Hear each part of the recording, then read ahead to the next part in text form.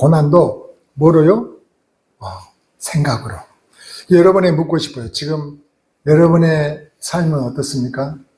인생살이가 좀 고단합니까? 힘드십니까? 어떻습니까? 만약 이렇게 고단하고 힘든 이 인생이 혹시 돈이 없었습니까? 아니면은 내가 남보다 좀 학벌이 부족해서 그렇다고 생각하십니까? 아니면 자식이나 남편이 그들에 대한 기대가 사라져서 그렇다고 생각을 하십니까? 또 세상에서는 그렇게 또 이야기를 해요. 세상에서는 돈이 없는 노후는 비참한 거라고 이야기를 하죠. 그러면서 그 노후를 걱정하시는 분들이 많더라고요. 여러분들도 혹시 그런 생각을 갖고 계십니까? 그러니까 모두들 이런저런 이유를 가지고 다들 얘기를 하지만 그 염려와 모든 근심에는 사실은 돈이 있으면 다 해결되는 거 아닌가라는 생각을 다들 갖고 있는 거죠. 혹시 여러분들도 그런 생각을 갖고 계시는 건 아닐까요? 근데 여러분 정말 그런 그들의 생각처럼 정말 돈이 그 모든 것을 해결해 줄까요? 과연 그럴까요? 여러분들 이제 인생을 이제 하루 이틀 사신 것도 아니고 많은 시간을 지내오셨으니까 인생에 많은 경험도 갖고 계실 거예요. 그러면 성경에서는 여러분의 경험과 비추어 봐서 뭐라고 했느냐? 성경에서는 이렇게 이야기를 하는 거죠. 전도서의 말씀이 이렇게 해요. 해 아래에서 수고하는 그 모든 것들이 뭐라고요? 다 헛되다고 이야기해요. 해 아래에서 수고하는 그 모든 것들이 다 헛되고 헛되다는 거죠. 거기에 뭐가 없다고? 해결책이 없다는 거죠. 그뿐입니까? 요한복음 6장이죠. 요한 6장 63절 뭐예요? 살리는 것은 영이요, 육은 무익하니라고 얘기하지 않습니까? 그래서 너에게 이런 말은 영이요 생명이라고. 신명기 8장에도 뭐라는 거 볼까요? 사람이 뭐로만 떡으로만 살 것이 아니요 뭐로 산다고요? 하나님의 입에서 나오는 말씀으로 사는 것이라고 하나님은 분명히 말씀을 하고 계셔요. 근데 이 말씀이 여러분 인정이 되십니까? 이해가 되셔요? 이게 쉽지가 않죠. 그뿐입니까? 디모데전서 6장이죠. 6장에는 우리가 세상에 아무것도 가져온 것이 없으며 또한 아무것도 가지고 가지 못하리니 우리가 무엇이 있으며 먹을 것과 입을 것이 있은즉 족한 줄로 알라는 거예요. 늘 부족하다고 생각하는데 이게 과연 될까요? 근데 주님은 이렇게 말씀을 하고 계시는 거예요. 그뿐입니까? 히브리서 13장 5절이죠. 돈을 사랑하지 말고 있는 바를 족한 줄로 알래요. 그래야 문제가 안 생긴다는 거예요. 그래서 문제를 만들 필요가 없다는 거예요. 그가 친히 말씀하시기에 내가 결코 너희를 버리지 아니하고 너희를 떠나지 아니하리라. 다시 이 말씀은 다시 생각하면 무슨 말씀이에요? 너희들 돈을 사랑하게 되면 내가 너희를 떠나버릴 수도 있다라는 말씀 아닙니까? 그러니까 여러분, 왜 이렇게 성경은 한두 군데도 아니고 여러 군데서 이렇게 계속적으로 하나님은 말씀을 하시냐고요. 우리는 그걸 한번 생각을 해보자는 거죠. 그러니까 여러분, 지금 내가 힘든 것은 내가 필요로 하는 것이 없어서 내가 필요로 하는 이것이 없어서 내가 힘들다고 생각을 하고 있지 않습니까? 그렇죠. 다들 그렇게 생각을 하죠. 그런데 여러분, 내가 어려운 것은 그 상황이 아니라는 거예요. 그 상황이 아니라 내가 필요로 한 것이 없다고 생각하는 그 생각, 내 마음의 생각이 나를 어렵게 한다는 거예요. 그걸 이해하십니까? 내 이 상황이 아니라 내 이 상황에 대해서 내가 어렵다고 그 마음의 생각을 생각하고 있는 그 생각 자체가 사실 나를 어렵게 하는 것이라는 거죠. 이게 이해가 되셔야 되는데. 이게. 여러분, 그래서 오늘 본문 말씀을 다시 한번 이야기하면 이렇게 이야기해요. 생각한데 현재의 고난은 장차 우리에게 나타난 뭐와 영광과 옛날 성경에는 좋게 비교할 수 없다고 얘기했어요. 지금 성경 개역개정에는 비교할 수 없다고 이렇게 이야기하고 있죠. 비교할 수 없다는 거예요. 근데 여러분, 이 바울 사도가 지금 성령의 감동을 받아서 우리에게 주신 말씀이거든요. 근데 이 말씀이 왜 더 설득력이 있냐면 바울 사도는 사도행전 22장 3절에 보면 이렇게 이야기를 해요. 사도행전 22장 3절에는 뭐라고 이야기하냐면 그는 길리기아 다소에서 났대요. 자기가 태어난 곳. 거기서 자라서 가말리엘 문화에서 율법의 엄한 교육을 받았다고 이야기해요. 이 말이 아무렇지 않은 것 같아요. 근데 그 당시에는 이렇게 지금 같아서는 서울 법대를 나와야 대단히 엘리트 코스를 받는 거잖아요. 그 당시에는 이 가말리엘 문화에서 율법을 공부한 사람들이 엘리트야. 당시에는 어떻게 종교 지도자들이 정치의 지도층을 형성을 하고 있었기 때문에 이 문화생으로서 그 문화생들 중에 특히 가말리엘 문화에서 뭘 공부한다고요? 율법, 성경을 공부하는 사람이 최고의 엘리트였다니까요. 그러니까 가말리엘 문화에서 지금 뭘 했다고요? 율법의 엄한 교육을 받았다고 해요. 그러니까 최고학부를 나왔지. 당연히 장래가 촉망한 사람이었을까요? 그렇죠. 또 그뿐만이 아니에요. 당시에는 로마로부터 어떻게 지배를 받고 있는 상황이었잖아요.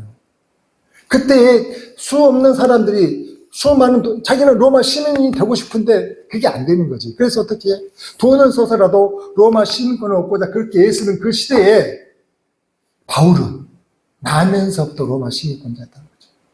자, 유대의 모든 학벌로서도 최고의 엘리트 가문에서 엘리트 코스를 밟아온 청년이죠. 로마 시민권자야. 남들이 그렇게 부러워하는. 여러분, 그러면 출세는 이건 고속도로처럼 열들인 사람 아닙니까? 그는 누가 보더라도 앞으로 이 사람은 대단한 사람이 될 거야라고 다들 생각했던 그 촉망받는 그러한 엘리트 중에 엘리트였던 사람이었다는 거죠. 근데 그가 잘못도 없이 아무 잘못도 없어요. 단지 뭐예요?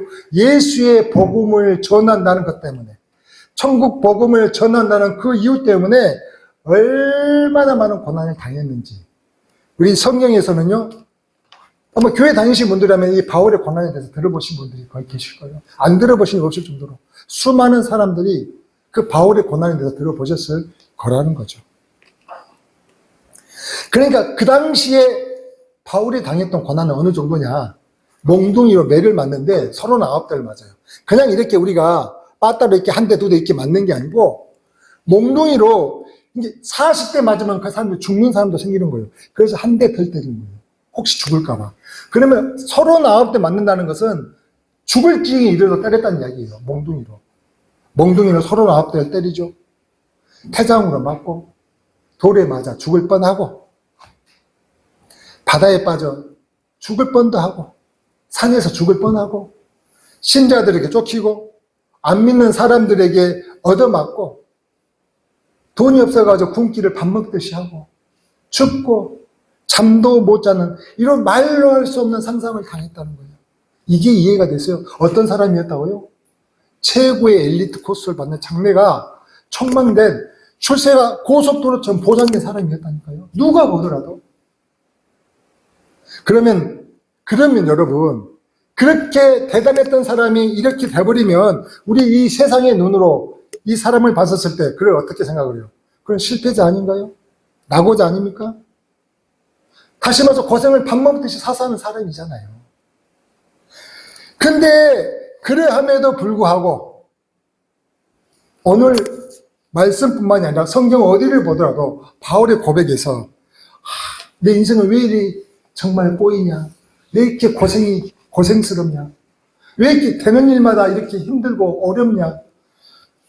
내가 정말 인생을 잘못 산 거 아닌가? 라고 이렇게 말을 한 한마디 말이라도 있었냐는 거죠. 아니 느낌으로라도 그런 류의 뉘앙스로서 바울이 이야기를 한 적이 한 번도 있었냐는 거죠. 전혀 없어요. 전혀 없다는 거예요. 그렇다면 여러분 어떤 생각이 드셔야 되냐면은 좀 이상하지 않습니까? 제정신이든지 제정신이 아니라면 뭔가 좀 이상한 사람이 아니냐는 거죠. 이상하잖아요. 어떻게 이럴 수 있냐는 거죠. 도대체 뭐 때문에 그러냐는 거죠. 심지어요, 그는 그 마지막의 삶에 어떻게 죽었는지 아세요? 목이 잘려서 참수용을 죽었다니까요. 제 나이대로 그 삶을 다 살아가지도 못하고 우리처럼 그냥 이렇게 자연 사는 게 아니라 목이 잘려서 죄가 있어서 죽은 게 아니에요. 그냥 예수 믿음을 복음을 전했던 그 이유 때문에 참수용을 당했다는 거예요. 여러분 한번 생각을 해보자는 거예요. 그래서 그 이유를 한번 생각을 해봤어요. 그랬더니 성경은 이렇게 이야기해요. 바울이기 전에 사울이라는 이름으로 당시 유대 권력자들의 행동들 당연하죠. 대단한 가문에서 율법의 엄한 교육을 받는데 아마 그래도 잘했는가 보죠. 그러니까는 그 유대 권력자들, 바리새인 대제사장 서기관들의 뭐가 돼서 그 장로들의 행동대장이 되어가지고 기독교도들을 잡아 가두고 죽이고 박해할 때 행동대장으로 나섰던 사람이었다니까요. 그 스데반 집사가 돌에 맞아 죽을 때 누가 보고 있었다고요? 바로 이 사울이 보고 있었다는 거죠. 그 유명한 우리의 스데반 집사를 돌로 쳐 죽일 때 바로 그때 행동대장으로 바울이 함께했던 사람이라니까요. 그런데 그런 그가 예수님을 만나게 돼서 사람이 완전히 바뀌었다는 거예요. 그 말씀 한번 찾아봅시다. 사도행전 22장인데 사도행전 22장 한번 찾아봅시다. 사도행전 22장 4절에서 8절인데 한번 같이 한번 찾아보도록 합시다. 자, 내가 이 돌을 핍박하여 사람을 죽이기까지 하고 남녀를 결박하여 옥에 넘겼대요. 옥에. 지금 자기가 지금 어떻게 해왔는지 지금 이야기하거든요. 그래서 이거에 대해서는 내가 지금 이야기는 이게 증거가 있다. 누가? 이에 대제사장과 모든 장로들이 내 증인이다. 그들이 시켰으니까. 또 내가 저희에게서 담임학생 형제들에게 그러니까 이 예루살렘뿐만이 아니라 예루살렘에서 그렇게 죽이고 박해하고 잡아가두고 옥에 가두니까 힘들어가지고 이 기독교도들이 다 뿔뿔이 흩어져 버린 거죠. 심지어는 어디? 시리아 땅에 있는 다마스커스까지 이렇게 도망을 갔던 거예요. 근데 그러면 내둬야 할 거 아니에요. 근데 거기까지 쫓아가는 거예요. 그래서 공문을 받아가지고 거기 있는 자들도 결박하여 다메섹 형제들에게 가는 공문을 받아가지고 거기 있는 자들도 결박하여 예루살렘으로 끌어다가 형벌받게 하려고 가더니 지도가지 않습니까? 이럴 정도였어요. 그때 당시에 핍박의 정도가 이 정도였다는 거죠. 형벌받게 하려고 가는데 다메섹에 가까웠을 때에 오종쯤 되어가지고 호련히 하늘로부터 큰 빛이 나를 둘러 비치네. 놀라운 일이 지금 벌어지고 있죠. 내가 땅에 엎드려져 들으니 소리가 있어 가로되 사울아 사울아 내가 왜 나를 핍박하느냐 하시거든. 깜짝 놀랐겠죠. 내가 대답하되 주여 니시니까 가라사대 누구라고요? 나는 내가 핍박하는 나사렛 예수라 하더라. 이 일을 계기로 그는 이제까지 그 핍박했던 그 예수님을 만남으로 인해 가지고 다시 한 번 더 생각을 했던 거죠. 이게 뭐지 하면서 여러 가지 그래서 숱한 날들을 갖다가 생각을 하고 또 이제까지 배웠던 그 율법을 다시 공부하고 하면서 깨달았던 거죠. 이 예수님이야말로 이 땅에 우리의 구원을 위해 오신 분이시라는 것을 깨닫게 됐다는 거죠. 왜요? 구약이 벌써 애원이 되어져 있잖아요. 율법을 누구보다도 심한 엄한 교육을 율법을 배웠다고 했잖아요. 그 성경 그때의 구약 성경을 이렇게 철저히 공부했던 바울이었기에 깨달았던 거죠. 그래서 이 땅의 것이 얼마나 무익한지 살리는 것은 영이고 육은 무익하다는 것을 그는 깨달았던 거죠. 그래서 우리가 주목해야 할 것은 보이는 것이 아니었구나, 보이지 않는 것이었구나라는 것을 깨닫고 그 고난 가운데서도 뭘 소망했을까? 이제는 저 하늘을 소망합니다. 저 하늘을 소망하며 늘 생각을 했다는 거예요. 생각을. 내가 가야 할 것은 어디다. 이 땅의 것이 아니고 저 하늘의 것을 소망하며 살아야 된다는 그 생각을 늘 잊지 않고 하며 살았다는 것입니다. 그러니 그가 그렇게 변할 수 있지 않겠어요? 이게 이해가 되십니까, 여러분? 사랑하는 성도 여러분 천국이 있으면 믿으십니까? 천국이 있으면 믿으시냐고요? 아멘? 예. 그러면 내가 선한 싸움을 싸우고 나의 달려갈 길을 다 마치고 믿음을 지켰으니 이제 나는 분명히 저 새하늘과 새 땅 천국에 가는 사람으로 확신하십니까? 여러분 이것은요 고민해야 할 문제가 아니에요. 바로 튀어나와야 돼요. 하고 튀어나와야 돼요. 뭐가 주제입니까? 뭘 주저하십니까? 그러면 내 삶에서도 바울과 같이 생각하건대 내가 생각을 해보건대 현재에 오고 나는 장차 내가 받을 내게 나타날 영광과 촉히 비교할 수 없더라는 생각이 내 안에 있어야 한다는 거죠. 내 안에 있지 않겠어요? 그렇지 않겠습니까? 이게 너무 이야기처럼 들으시면 안 된다는 거예요. 이건 진짜예요. 내 것이 돼야 돼요. 내가 내 아버지가 장로고 목사고 할아버지여도 아무 상관이 없어요. 아무 필요가 없다고요. 내가 그런 위치에 있어야 한다는 거죠. 나를 위한 구원이기 때문에. 내 이후에, 아니, 내 가족의 목사가 몇천 명이어도 아무 소용이 없어요. 아무 상관이 없는 거예요.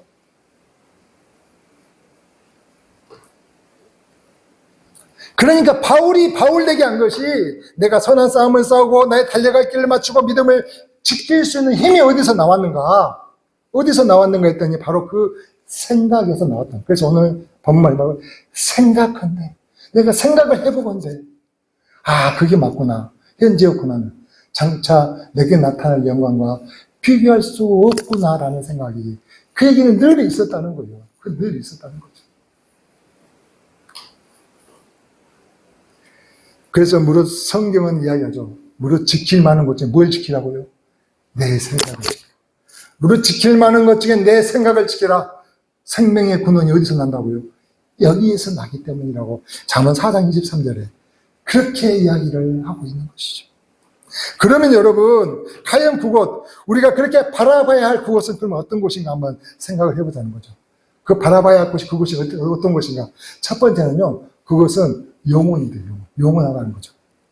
여기는 시간을 흘러서 세월 따라 이렇게 흘러가죠. 그래서 많으면 80, 90, 뭐 길게 사는 사람 100살 이상 사는 사람들도 있더라고요. 그렇게 살게 되겠지만 거기서는 이 시간의 흐름이라는 게 다 사라져버리는, 시간이 없는 영원한 공간이라는 것이죠. 이게 시간을 벗어난 그 영혼이 존재하는 것이라는 거죠. 그래서 고린도후서 5장 1절에는 이렇게 이야기를 하죠. 만일 땅에 있는 우리의 장막집이 무너지면 하나님께서 지으신 집, 곧 손으로 지은 것이 아니요 하늘에 있는 어떤 집? 영원한 집. 거기는 영원하니까. 거기는 영원한 집이기, 영원한 곳이기 때문에 영원한 집이 우리에게 있는 줄 아느니라. 그러면 또 요한일서 2장 25절도 그렇게 이야기를 하죠. 그가 우리에게 약속하신 약속은 이것이니 곧 뭐라고요? 그래, 요한은 생명이 아니고 영원한 생명이라는 거죠.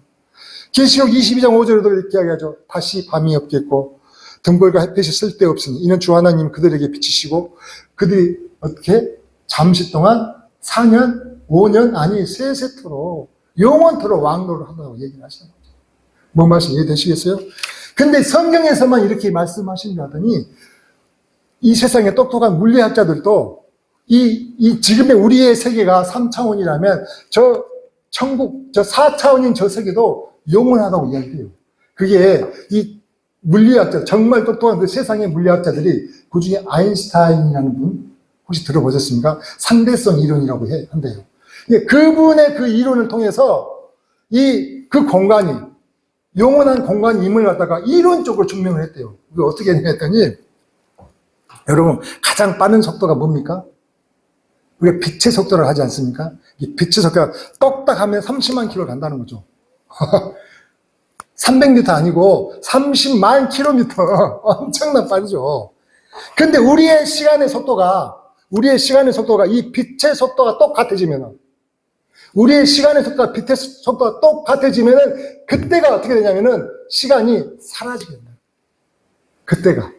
그게 그래서 뭐 공식으로 나왔던 뭐 1-루트의 감속 제곱분의 시간의 제곱은, 그래서 루트 안에 이 시간과 감속이 똑같아져서 0이 돼버리면 사라져 버린다는 이야기. 그렇게 이론적으로 증명을 했다고 해요. 그것까지 잘 모르겠어요. 근데 야, 그래도 똑똑한 사람들이 있네요. 성경은 벌써 언제 아주 오래전부터 영원하다고 이야기를 하고 있는데.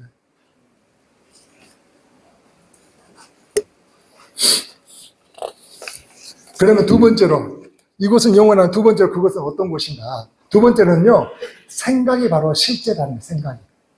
뭔 말이냐고요? 잘 들어보세요. 여러분, 하늘에서는 사과를 생각만 하면 바로 사과가 생긴다는 거예요. 잘 들어보세요, 여러분. 하늘에서는 내가 기타를 쳐야 되겠다라고 생각하면 바로 기타를 쳐진다니까요. 이게 뭔 말이냐고요? 하늘에서는 생각 자체가 바로 현실이라고 성경에서도 바로 기록이 되어져 있어요. 그래서 우리는 그곳을 가야 된다는 거예요. 그래서 그곳에서는 내가 생각만 하면 현실에 바로 주어지니까 내가 뭘 갖다가 더 뭘 얻고자 목적하고 계획하고 할 필요가 없는 거예요. 바로 현실로 나타나는데. 그래서 그곳에 가야 되지 않겠습니까? 마태복음 5장 27절 28절이죠. 이렇게 이야기해요. 마태복음 5장 27절 28절. 자 보세요. 가늠하지 말라는 것을 너희가 들으니 나는 너희에게 이르노니 여자를 보고 음령을 품는 자마다 마음이 이미 가늠하였느니라. 잘 보세요. 가늠하지 말라고 했던 이유가 하나님 왜 그랬냐면은 너희가 음욕을, 여자를 보고 음욕만 품으면 가늠했다는 거예요. 우리 이 세상의 법에서는 이게 말이 됩니까? 안 되죠. 그러면 우리는, 아니, 하나님의 말씀이 하나도 1.1획도 틀림이 없다고 했는데 이게 무슨 말입니까? 하는데 이것은 하늘의 말입니다. 하늘의 말씀. 그거되는 생각 자체가 바로 현실이 된다는 거예요. 여자를 보고 음욕을 품으면 바로 가늠했다고 생각이 된다는 거예요. 아니, 가늠했다는 것이죠. 이해되십니까? 그래서 성경은 그렇게 이야기하고 있어요. 또 요한일서 3장 15절 그 밑에 한번 봐봐요. 그 형제를 미워하는 자마다 살인한대. 이게 있을 수 없는 일이잖아요. 그러면 우리는요 연쇄살인범이에요. 엄마며 자식이며 수없이 미워하지 않습니까? 혹시 교회 안에 있는 서로를 미워한 적은 없습니까? 살인자라니까요. 형제를 미워하는 자만 살인하는 자만 영생에 거하지 아니하는 것을 너희가 아는 바라.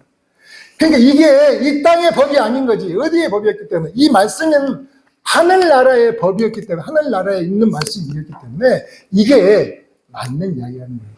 생각이 뭐가 된다고요? 현실이 된다는 것이죠. 그래서 우리는 자, 생각을 해보세요. 그러면 하나님께 이 말씀을, 자, 마음의 음욕을 품는 자면 다 가늠한 자라겠어. 그럼 우리를 하나님께 정죄하려고 이 말씀을 주셨을까요? 아니라는 거예요. 아니요. 우리는 저 천국에 가야 될 사람 아닙니까? 그러니까 이 땅 가운데 세상 사람들과 똑같이 살지 말고 구별돼 살라는 거죠. 너희는 어디에서? 곧 생각은 자체로 현실이 된 그 세계 사람들이기 때문에 이 땅 가운데서도 그런 삶을 살도록 하라고 이렇게 말씀을 주시지 않았겠습니까? 너를 죄인 만들기 위해 정죄시키기 위해서 하나님께 주신 말씀이 아니시라는 거죠. 근데 어떻게 그렇게 하냐고요? 안 돼요? 안 되죠. 근데 내 의욕으로, 내 욕심으로, 내 능력으로 하고자 하면 안 되는데 예수님이 내 안에 계시면 그것보다 더 쉬운 일이 이 일이에요. 예수님이 내 안에 계시면 세상의 것, 물질, 내가 갖고 싶은 것, 이런 어떤 야욕들, 욕망들 내 안에 가져갈 때는 절대 될 수 없는 것이지만 예수님이 내 안에 계시면 이것보다 쉬운 일이 이 일이라는 거죠. 그래서 성경의 기록이 되거든요. 오늘 말씀하신 거죠. 바로 생각이 현실이 되는 그것은요. 예를 들어 생각을 해보세요. 자, 우리가 보니까는 너무 미운 거야. 그냥 충동가 없이 미운 사람 있잖아요. 아유, 제 편에 가서 엎어져 버려. 그랬어. 내 속으로 이야기 안 했어, 너무. 그러면 천국에서는 어떻게 돼요? 엎어져 버린다니까요. 그런 사람이 천국 가면 되겠어요, 안 되겠어요? 큰일 나죠. 그래서 그런 사람은 아무리 교회에 왔다 갔다 수없이 다녀도 소용없다니까요. 이해되시겠어요? 하나님께서 이 말씀을 왜 주셨는지, 천국이 어떤 곳인가를 갖다 말씀을 좀 우리가 깨닫게 하신 이유가 뭔지를 다시 한번 아시겠냐고요. 그래서 우리가 하늘을 생각하고 그곳에 가고자 한다면은 이제는 여기서부터 그래서 다른 모습을 보이라는 거예요. 다른 모습을 보여야 한다는 것이요. 그걸 뭐라고 얘기해요? 그게 거룩함. 그게 구별이란 구별. 구별이라는 거예요. 배가 물 위에 떠가죠. 그 떠간다고 해서 그 배는 어떻게 해요? 절반은 잠겨 있잖아요. 절반은 물에, 우리가 이 세상 속에 살아가요. 살아가는데 침몰되지 않는 유이 이 세상에 그 배를 갖다가, 그 바다를 갖다가 유유히 흘러 떠내려가는 그런 삶을 살아가는 거예요. 비록 내가 물에 침몰되지 않고 배 위에, 물 위에 있지만 침몰되지 않고 떠가는 배처럼 이 땅 가운데, 이 세상 가운데에 우리가 그 묻히지 않고 구별되는 그 거룩함을, 구별됨을 우리에게 보이라고 우리에게 명하시는 것이 아닙니까? 그래서 마태복음 5장에 그렇게 이야기하잖아요. 너희가 율법에서 형제를 사랑하고 원수를 미워하라고 하는 말 들었냐? 마태복음 5장이죠. 형제를 사랑하고 원수를 미워하라고 말했다는 것을 너희가 알고는 있는데 내가 너희에게 권하노니 이제 형제가 아니라 그 원수를 사랑하고 너를 박해하는 데를 위하여 기도하라고 이야기하잖아요. 왜요? 하나님은 그 해를 선인과 악인에게 비추시며 그 비를 의로운 자 불의한 자에게 내려주듯이 너희가 네 형제만 사랑하면 그보다 세배보다 더하는 것이 뭐 있냐? 똑같지 않느냐? 그렇지 않습니까? 너희 형제에게만 무난하면 남보다 더하는 것이 무엇이냐? 라고 얘기하잖아요. 그래서 네 하나님의 온전하신 것 같이 너희도 좀 온전해야 되지 않겠냐라는 게 하늘의 법이기 때문에. 그래서 악에게 지지 말고 선으로 악을 이기라고 해요. 이게 말이 안 되잖아요. 무슨 똥따기 같은 얘기라고 세상 사람들 다 얘기할 거예요. 근데 이게 하늘의 법이기 때문에 이게 가능하다고. 뭐가? 예수님이 내 안에 계시면 가능하다는 거예요. 우리는 어디를 가야 될 사람이에요? 저기를 가야 될 사람이에요.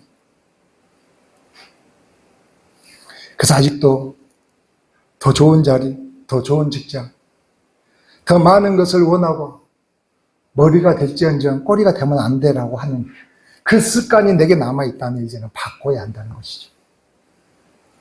하늘에서 내가 생각하면 바로 현실이 되는 삶이기 때문입니다.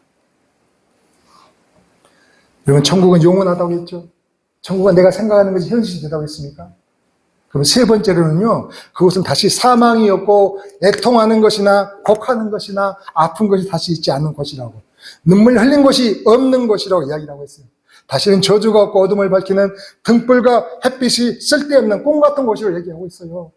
그래서 거기는요, 장례식장이 필요가 없어요. 경찰서도 필요가 없다니까요. 병원도 필요가 없어요. 그래서 계시록 21장 4절 한번 볼까요? 계시록 21장 4절. 모든 눈물을 그 눈에서 닦아주시니 다시는 사망이 없고 애통하는 것이나 곡하는 것이나 아픈 것이 다시 있지 아니하리니 처음 것들이 다 지나갔습니다. 아멘입니까? 그곳을 우리가 가야 되지 않겠습니까? 우리가 가야 될 이곳이 정말 기가 막히지 않습니까? 그걸 생각하자는 거예요. 그걸 생각을 했더니 이제 내가 거기서 얻을 그 영광이 가히 상상할 수 없는 그 나타날 내 영광이 나를 그렇게 내 생각을 압도하게 되면 이 모든 것이 문제가 아니라는 거죠. 그 문제가 문제처럼 보이지 않더라는 것이죠. 오늘 말씀이 뭐라고 다시 한번 읽어보세요. 시작. 생각한데 현재의 고난은 장차 우리에게 나타날 영광과 좋게 비교할 수 없다라고 얘기를 했지 않습니까? 그러면 그런 곳을 어떤 사람이 갈 수 있다고요? 아까 얘기했듯이 거기를 늘 생각하는 사람이 간다는 거예요. 거기를 늘 생각을 해야 돼. 그래서 생각이 얼마나 중요한지를 다시 한번 생각해요. 아니, 생각만 해가지고 뭐가 된다고? 아니, 돼요. 생각만 한다고 뭐가 이루어져? 아니, 그렇게 이야기하는 사람도 있을지 모르겠지만 아니에요. 생각이 생명의 근원이기 때문입니다. 아멘입니까? 그걸 좀 바꾸자는 거예요, 우리가. 이제까지 그런 생각을 안 하셨다면, 이제는 내 생각이 어디에 집중이 되어져 있는지, 다시 한번, 여러분 아시잖아요? 하루 내내 뭘 생각하고 사시는지, 스스로가 스스로를 더 잘 알 거 아니에요. 그럼 내 생각이 이제는 어떤 생각으로 바꿔야 되는지, 아니, 내가 온종일 다 못했어. 그러죠. 어떻게 일도 해야 되고, 놀기도 해야 되고, 쉬기도 해야 되고, 아니, 쉬면서도 그 생각을 하면 쉬고, 일을 하면서 그 생각을 하면서 일하면 안 되냐고요. 일을 하지 말라는 게 아니잖아요. 두 번째는요, 내가 하늘의 상속자임을 깨닫는 사람이 된다는 거죠. 17절의 말씀입니다. 내가 자녀이면 상속자, 하나님의 상속자라는 거죠. 그래서 자녀이면 상속자, 곧 하나님의 상속자여 그리스도와 함께한 상속자니 그와 함께 영광을 받기 위하여 고난도 함께 받아야 할 것이다. 내가 상속받아야 할 자녀임을 알 때에 내가 그곳에 갈 수 있는 사람이 된다는 거예요. 나는 그렇게 교회를 왔다 갔다 오는 내가 과연 상속자 맞아? 나는 사생자라고 생각하며 사는 사람이 얼마나 많아요. 그래서 그냥 교회 문턱만 왔다 갔다 발만 받고 다니는 사람들이 얼마나 많냐는 거예요. 근데 깨달아야 된다는 거예요. 나는 누구다? 나는 하나님의 유업을 이어받을 상속자라는 것을 깨달아야 한다는 것이죠. 근데 내가 상속자인데 내 인생 삶이 이렇게 힘들고 어렵고 이게 뭡니까? 라고 생각을 할지 모르겠지만은 그 많은 유업을 받기 위해서 그 사람이 그 부모의 부채까지도 함께 유산받듯이 내가 그 어려움도 함께 상속받아야 하지 않겠느냐고 해요. 그랬을 때 그 부채뿐 아니라 그 놀라운 자산을 함께 이어받을 상속자가 된다고 성경은 명확히 이야기하고 있다. 이 세상에부터 그렇게 하는데 우리는 종이 아니라 자녀라고 하는 거예요. 그래서 그걸 명심해. 종이 아니에요. 자녀라고 해요. 자녀. 유업을 상속받을 상속자라고요. 사생자가 아니라는 거예요. 사생자가. 그래서 이 세상 사람들처럼 우리가 살지 않고 하늘을 바라보며 살아야 하고 거기에 분명히 가야 될 자녀라는 것을 잊지 말아야 한다는 것이죠. 이 믿음이 이 은혜가 여러분이 충만하시기를 주의 이름으로 축복합니다. 근데 성경에서는 보니까요, 여기를 갔다 와본 사람이 있다고 이야기를 하고 있어요. 고린도서 12장 2절이죠. 한번 봅시다. 고린도 12장 2절에 가면 이렇게 이야기를 하죠. 내가 그리스도 안에 있는 한 사람을 아노니 그는 14년 전에 셋째 하늘에 이끌려 간 자라. 내가 이런 사람을 아노니 그가 낙원을 이끌려가서 말로 표현할 수 없는 말을 들었으니 사람이 가 이르지 못하면. 여러분 잘 한번 보세요.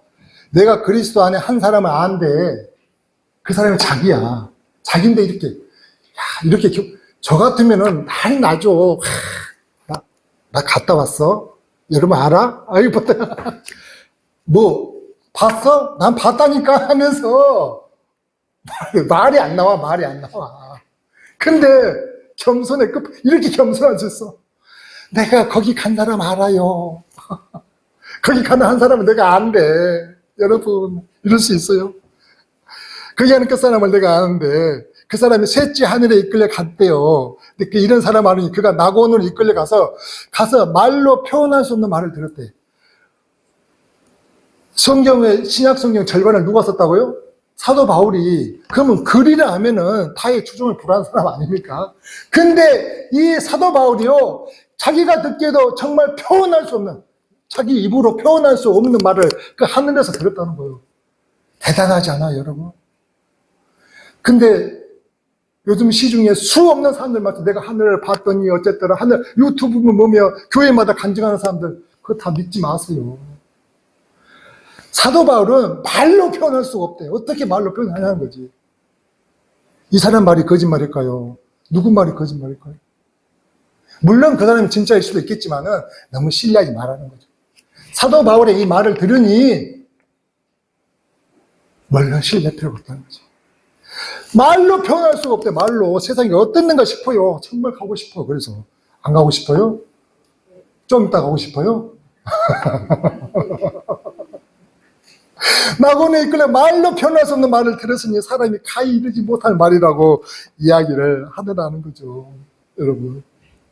그래서 그에게 이런 고백이 가능했던 거죠. 그런 고백이. 빌립보서 3장 7절에 9절 말씀이죠. 제일 밑에 있는 말씀이죠. 무엇이든지 내게 유익한 것을 내가 그리스도를 위해 다 해로 여긴다는 거죠. 야, 그래서 자기가 그렇게 시온의 대로처럼 정말로 출세길이 빵빵하게 다 열려 있음에도 불구하고도 그 모든 것을 뭐로 여겼다는 거죠? 해로 여겼다는 해로. 해로 여길 뿐더러 또 모든 것을 해로 여기면 내 주 그리스도를 아는 지식이 누구를요? 어디 하면 돈 번다는 그 회사 주식이 아니고 어디 가서는 또 투자하면 갑자기 그냥 떼돈 번다는 그 부동산 주식도 아니고 부동산 지식도 아니고 뭐라고요? 주 예수 그리스도를 아는 지식이 가장 고상하기 때문이다. 내가 그를 위해 모든 것을 잃어버리고 배설물로 여기면 그리스도를 얻고 그 안에서 발견하려 함이니라라고. 야, 그래서 이렇게 고백이 가능하구나. 왜 그런가 했더니 이런 고백이 늘 그 안에는 저 하늘이 그 마음 가운데 그 생각 가운데 가득했기에 이런 고백이 가능했구나라는 생각을 하게 됐다는 거죠. 아멘입니까? 그런 사랑하는 성도면 내가 이 말을 들으니까 여러분들 갔다 오고 싶습니까? 가기는 싫죠. 갔다 오고는 싶잖아요. 여러분 그럴 필요 없어요. 말씀에 이렇게 기록이 다 되어 있잖아요. 말씀이 기록되어 있으니 굳이 바울처럼 갔다 오려고 할 생각할 필요 없어요. 그냥 이 말씀을 믿고 내 삶에서 늘 저 하늘을 우리도 생각하며 살면 되는 거죠. 여러분 잘못이 하나도 없는데 불구하고 멍둥이로 39대를 맞았다고 했죠. 돌에 맞아 죽을 뻔하고 바다에 빠져 죽을 뻔하고 산에서 죽을 뻔하고 신자들에게서 쫓기고. 이게 말이 안 돼. 신자들에게 쫓겼어. 안 믿는 사람들은 또 얻어맞고 굶기를 밥 먹듯이 하고 잠도 못 자고 추위에 떨고. 그러니까 그 나라를 늘 생각을 하다 보니까 이게 문제가 안 됐다는 것이죠. 이 바울의 이 고백이 왜 어떻게 이렇게 나올 수가 있느냐. 그러면 그가 짜증을 내지도 않고 그 모든 것에 있어서 심지어는 그가 목이 잘려 참수형에 당한다는 걸 알아도 자신이 갈 그 하늘 나라를 아니까 늘 평안해 한다는 거죠. 늘 평안해. 그러니까 아까 말씀드렸듯이 여러분 우리 삶에 환란이 닥쳤어요. 내 몸에 암이 생겨버렸어. 억울하게 내가 몰려버렸어. 근데 그런 상황에 있었을 때 내가 억울해하고 두려워하고 이걸 어떻게 갚지 하면서 막 그렇게 분을 내서 될 일이 아니고 뭘 하라고요? 저 하늘을 생각한다면, 저 하늘을 생각한다면 장차 내가 받을 영광이 생각되어지면, 그 생각이 내 마음 가운데 가득해지면 그때부터요, 그 문제가 문제로 생각되지 않는다는 거예요. 그 문제가 문제로 생각되지 않는다는 것이 오늘 말씀의 요지라는 거예요. 오늘 말씀 요지. 그래서 내 생각은 그대로죠. 변한 것이 없어요. 변한 것 없이 그대로인데도 불구하고도 전혀 그것이 문제가 문제로 여겨지지 않는 것이 오늘 내 하나님께서 우리에게 주시고자 하는 축복이라는 것입니다. 그러니까 요셉이 노예 생활을 했잖아요. 그렇게 잘 나가다 떼떼옷 입고 아버지 사랑받다가 뜬금없이 팔려가지고 이방 나라의 노예가 돼버린 거 아닙니까? 근데 노예가 돼도 너무 원통할 거 아니에요. 근데 그 안에서 어떻게 해요? 또 주인의 여자가 자기를 꼬셔가지고 그렇게 붙잡고 막 가늠하지 할 때 그걸 뛰쳐버리고 도망갔잖아요. 그러면 어떻게 해요? 야, 기특하네. 네가 그래도 참 정직하네. 이렇게 한 게 아니고 어떻게 했다고요? 감옥에 빠졌다고 했잖아요. 감옥에. 그러면 어떻게 해야 돼요? 아, 이게 뭐냐, 내 인생이 왜 이렇게 진짜 개판이냐 하면서 나는 정말 나 이것도 억울한데 이게 뭡니까? 나 정말 살고 세상 사람들이었으면은 우울증에, 아니 공황장애에 빠져버리죠. 안 그러겠어요? 근데 요셉이 형통했다고 성경은 기록하고 있습니까? 창세기 39장 2절에. 그게 뭐예요, 이유가? 생각을 해보세요. 그게 뭐예요? 그 생각이 하늘에 있었다는 거죠. 그래서 그 문제가 해결돼서 요셉이 노예가 됐던 것이 풀려나서 감옥에 있던 것이 풀려난 것이 해결된 것이 아니고, 그가 그 모든 상황은 그대로시 변함이 없지만은 그 마음 가운데 하나님의 영이 함께하고 내가 천국을 생각하고 하늘을 생각할 때에 내 생각, 그 생각이 나를 압도하게 되면 그 문제가 전혀 문제로 생각되지 않는다는 게 오늘 하나님께서 우리에게 주신 말씀이라는 거예요. 그래서 오늘 주님은요, 이 믿음을 우리에게 알려주시고 하는 이것을 우리가 이해하시기를 간절히 소망합니다. 사랑하는 성도, 근데 우리는요, 오늘 똑같이 이렇게 하늘에 가는 소망의 말씀을 나누었죠. 예배가 끝나면 같이 식사하러도 같이 가실 거죠. 그렇죠. 그러면서 우리는 계속 교회를 왔다 갔다 해요. 근데 이렇게 똑같이 지내는데, 똑같이 서로 예배를 드리면서 함께 하는데, 똑같이 식사를 하고 같이 서로 거하는데, 어떤 사람은 하늘이고 어떤 사람은 땅이라는 걸 아십니까? 뭔 말이냐고요? 성경은 이렇게 똑같이 두 사람이 맷돌을 돌린대요. 두 개의 맷돌도 아니에요. 한 맷돌을 두 사람이 같이 돌리는 거예요. 근데 한 사람은 하늘이고 한 사람은 땅이라는 거죠. 여러분, 그러니까 우리가 이 맷돌을 돌리면서 누구는 땅이고 누구는 하늘일까? 여러분, 그게 교회에 얼마나 다니는 그 연륜에 의해서 좌우되는 겁니까? 내가 교회를 얼마나 헌신했기 때문에 이게 좌우되는 겁니까? 내가 교회에 얼마만큼 헌금 생활을 많이 해서 이게 좌우되는 건가요?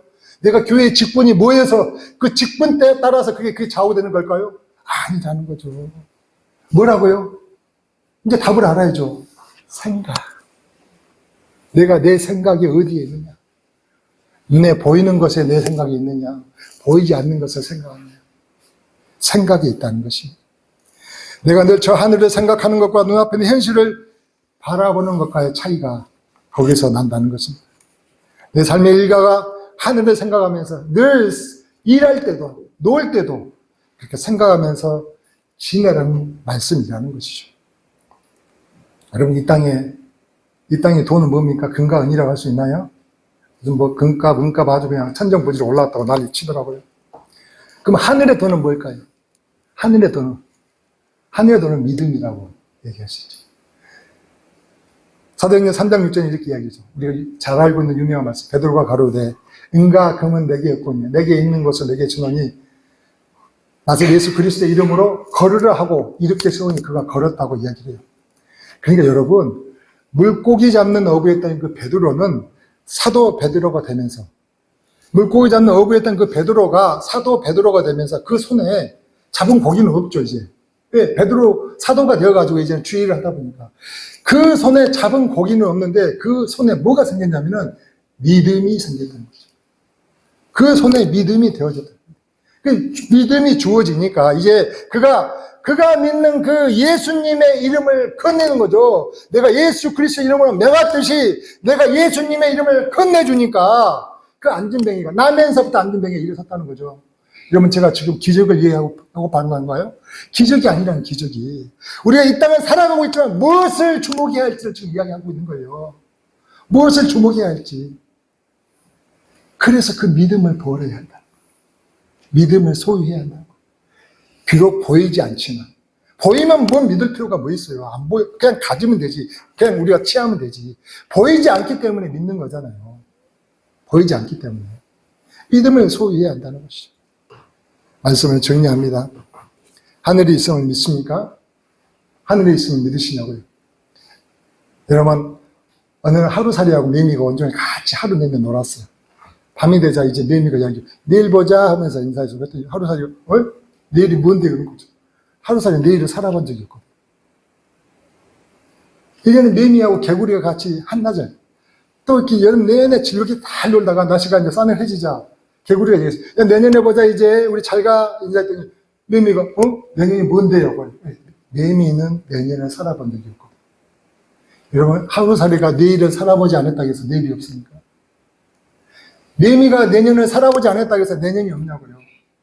그렇듯이 우리가 저 천국과 부활과 영생이 하늘이 없다고 해서 그것이 없냐는 것입니다. 내가 보지 않았다고 없는 건가요? 아니라는 것입니다. 분명히 있습니다. 그래서 그것을 만드신 분이 있고, 심지어는 봤다고 왔다 갔다 한 사람도 있지 않습니까? 그걸 말씀하시기 위해, 그걸 가르치시기 위해서요, 누가요? 하나님이신 그분이 사람이 몸을 입고 이 땅에 오셨다니까요. 나를 부귀영화 줘서, 부귀영화 누려서 내가 이 땅 가운데 부자 되고 권세 가지고 그렇게 잘되게 호의호식하라고 예수님이 오신 게 아니라는 거예요. 여러분, 제발 좀 그걸 헷갈리시면 안 돼요. 오로지 주님이 오신 것은 나를 구원하려고. 그래서 그분이 이 땅 가운데 만약에 그게 이 세상의 부귀영화를 위함이었다면 그가 어떻게 해요? 그 능력을, 그 모든 것을 다 취하시죠. 로마로부터 이스라엘 구하시고, 왜 못해요? 그 왕으로 수 없는 사람들 추정하면서 그를 갖다 바쳤는데 왜 그렇게 안 하셨냐고요. 심지어는 오병이어 떡 5개 물고기 2마리로 12광기를 남겼잖아요. 그러면은 12광기 남긴 거 챙기라고 제자들한테 얘기, 야 얘들아, 다음 거에 또 먹어야 되니까 다 챙겨라고 얘기하셨냐는 거예요. 아니라는 거예요, 여러분. 그분이 오신 것은 그것이 아니라니까요. 제발 좀. 그런데 늘 숱하게 모든 사람들이 그것만을 보는 거죠. 덤으로 그래 구원도 없고. 아니라는 거, 그게 주예요. 혹시라도 주님이 주시고자 한 것은 그 구원을 위해서 주시는 은혜일 뿐이라고 했잖아요. 제가 늘상 얘기하잖아요. 약장사가 시골 장터에서 그렇게 서커스 하는 이유가 뭐라고요? 약 팔기. 그렇게 서커스에 사람들이 모일 거 아니에요. 그래서 뭐 사람들이 모여야 약을 팔죠. 그걸 우리는 축복이라고 여기시면 안 된다는 거죠. 제물 얻을 능력을 주신 하나님이시라고 했잖아요. 그래서 일하면 돼요. 왜 일을 우리가 안 하냐? 기도만 하냐고요. 그 일은 내가 마음에 안 들기 때문에 내가 원하는 일 달라고 기도하는 거 아니에요. 그게 아니라는 거예요, 여러분. 여기서 무슨 일을 하든 무슨 상관이 있냐고요. 어떤 일을 해서든 하나님은 그가 입마에 땀을 흘리기만 하면 먹을 것을 얻게 하셨는데 그게 하나님의 뜻이라니까요. 절대 오해하시면 안 돼요. 우리는 이 땅에서 부귀영화 누리고 하시기 위해서 오신 것이 아니라는 거죠. 오직 우리를 저 하늘로 이끄시기 위해 오셨다는 것입니다. 그래서 우리는 거기를 가야 돼요. 분명히 가야만 합니다. 아니 갈 것이라고 믿으시기를 주의 이름으로 축원합니다. 그래서 바울처럼 장차 우리가 받을 영광은요, 이루 다 말로 할 수 없음을 믿고 저 하늘을 생각하며 나아가야 한다는 것입니다. 바울과 같이, 다윗과 같이, 갈릴리 어부들과 같이, 요셉과 같이, 삭개오처럼 내 머릿속에 돌아가는 이 생각이, 내 머릿속으로 돌아가는 이 생각이요, 오로지 것만을, 우리 예수 믿는 사람이면 하늘만을 생각을 해야 돼요. 하늘만. 그래서 진리를 알지니 진리가 우리를 그 가난에서, 남과 비교하고 평가하는 그 평가에서, 사단의 유혹에서, 분별불 앞에서, 사적을 앞에서 나를 자유케 할 수 있을까요? 아멘입니다. 아멘. 이 말씀을 생각하면 다시 한번 같이 한번 기도하기로 하네요. 주님, 우리의 눈에 보이는 것을 더 얻는 것이 남보다 더 높이 올라가는 것이 하나님의 복을 받는 근거라고 여겼고 하나님께 영광을 돌리는 것이라고 여기며 살아왔습니다. 사람이 떡으로만 사는 것이 아니라 하나님 입에서 나오는 말씀으로 사는 것이라고 누누이 말씀하셨건만 우리는 말씀대로 사는 모습을 보이기보다 세상의 부귀영화를 누구보다 더 많이 얻고 앞서가는 것이 하나님의 자녀의 모습이라 여겼고 자녀들에게도 머리가 되고 꼬리가 되지 말라고 가르치면서 우리 아이들 세상의 것에 빠지게 만들어 버렸습니다. 아니 우리 어리석음으로 우리 자녀들을 세상에 빼앗기고 말았습니다. 무엇이든 내게 유익한 것을 내가 그리스도를 위하여 다 해로 여긴 사람도 있었는데 내가 그를 위하여 모든 것을 잃어버리고 배설물로 여기면 오직 내 주 예수 그리스도라는 지식이 가장 고상이기 때문이라고. 그래서 그리스도로 꼭 그 안에 발견되는 그 바울의 고백이 오늘 또 내 마음 가운데 전해지게 하여 주시옵소서. 주어진 날들이 이제는 하늘을 생각하며 내게 남아있는 날들 그 하늘을 생각하며 믿음의 경주를 다하게 하여 주시옵소서. 농부이신 우리 아버지께서 물은 내게 붙어있어 열매를 맺지 않은 가지는 그것을 제거해 버리시고 물은 열매를 맺는 가지는요 더 열매를 맺게 하려고 가지치기를 하셔서 우리에게 은혜를 베푸신 그 하나님 아버지의 마음을 잊지 않고 살아가는 저희가 되기를 기도합니다. 오늘 생각으로 모든 환난을 이기고 다스리는 지혜를 주신 그 말씀을 기억하게 하시고 악에게 지지 않고 손으로 악을 이기라는 말씀대로 살아가는 자녀가 되기를 기도합니다. 내 의지로는 안 되죠. 당연히 안 되죠. 그러나 예수가 내 안에 계시면 가장 쉬운 일이 이 이름을 깨닫게 하여 주시옵소서. 예수님의 이름으로 기도하옵나이다. 아멘. 찬양합니다.